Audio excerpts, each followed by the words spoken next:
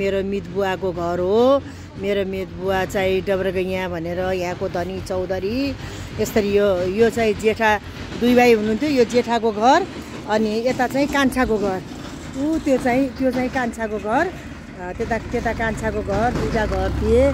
अनि यो घर चाहिँ मित बुवाले अनि हाम्रो उसँग किन्नु भयो। आमाको माइती हाम्रो ठाइले बुवासँग, आमाको ठाइ मेरो हजुरबुवासँग, ठाइलो हजुरबुवासँग किन्नु भयो हो मित बुवाले।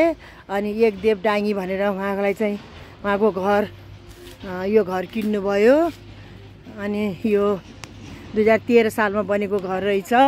2013 सालमा बनेको घर। यो घर चाहिँ एकदमै अर्ग्यानिक घर छ। भित्र यति धेरै दारहरू छ, यति राम्रो छ कि गर्मी दिनमा यहाँ चिसो हुन्छ, यो जाडो दिनमा तातो हुन्छ। यस्तो राम्रो अर्ग्यानिक घर छ यो घर चाहिँ पहिला धनी मान्छेहरूले बनाउँथे।